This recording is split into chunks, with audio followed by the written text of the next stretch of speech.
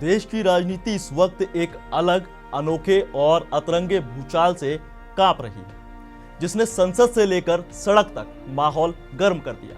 लेकिन क्यों?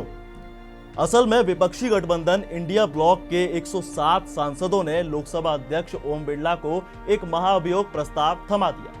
क्यों और किसके खिलाफ? सवाल यह भी है। भाई, मद्रास हाईकोर्ट मदुरै पीठ के जज न्यायमूर्ति GR स्वामीनाथन इसका शिकार हो गए। असल में सवाल यह है कि आखिर एक जज के खिलाफ इतना बड़ा कदम क्यों उठाया गया और क्यों यह मामला अब सिर्फ कानूनी विवाद नहीं रहा, बल्कि सीधा राजनीति और सांप्रदायिक तनाव के केंद्र में खड़ा हो चुका है। दरअसल कहानी शुरू होती है तमिलनाडु की एक पहाड़ी जिसे तिरुपरकुंद्रम के नाम से जाना जाता है।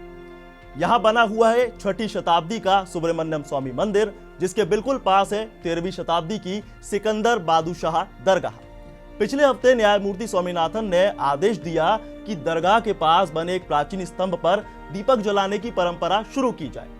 और बस ये एक ऐसा आदेश था जिसे राज्य सरकार ने तुरंत चुनौती दे डाली।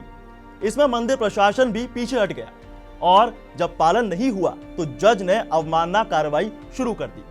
बस यही वो टर्निंग पॉइंट था जहां से इस विवाद ने तूल पकड़ ली। अदालत ने एक हिंदुत्व समूह को यह रस्म निभाने की अनुमति दे डाली और सुरक्षा के लिए CISF तक मुहैया कराने का निर्देश दे दिया। लेकिन पुलिस ने निषेधाज्ञा लागू कर दिया, जिससे CISF के साथ टकराव की नौबत आ गई। मामला इतना ज्यादा उलझ गया कि सरकार को हाई कोर्ट और फिर सुप्रीम कोर्ट तक जाना पड़ गया, जहां उनकी याचिका स्वीकार कर ली गई। बस विपक्षी दलों ने इसे सिर्फ एक कानूनी विवाद ना मानकर सांप्रदायिकता का मुद्दा बना दिया। उनका आरोप है कि जज ने न सिर्फ राज्य सरकार की कानून व्यवस्था की जिम्मेदारी में हस्तक्षेप किया है, बल्कि फैसले में एक खास विचारधारा का पक्ष भी ले लिया।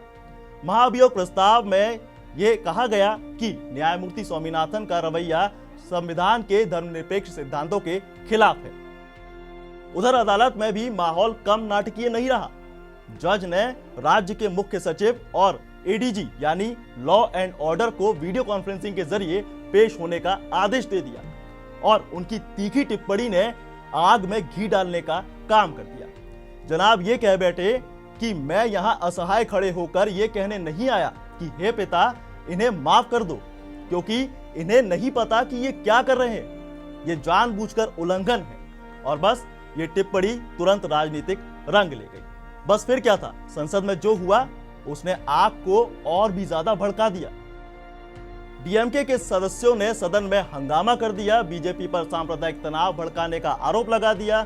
जवाब में केंद्रीय मंत्री L मुरुगन ने DMK पर एक खास समुदाय को निशाना बनाने का पलटवार कर दिया।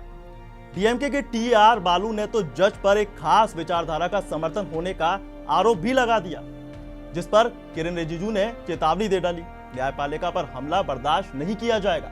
अब इस पूरे बवाल के बाद गेंद स्पीकर ओम बिरला के पाले में है। 107 सांसदों के हस्तक्षेप और हस्ताक्षर इस प्रस्ताव को तकनीकी रूप से वैध बनाते हैं, लेकिन महाभियोग प्रक्रिया लंबी और गंभीर है। क्या यह प्रस्ताव आगे बढ़ेगा या राजनीति की तपिश में यही ठंडा पड़ जाएगा? खैर, यह तो अब आने वाला वक्त बताएगा।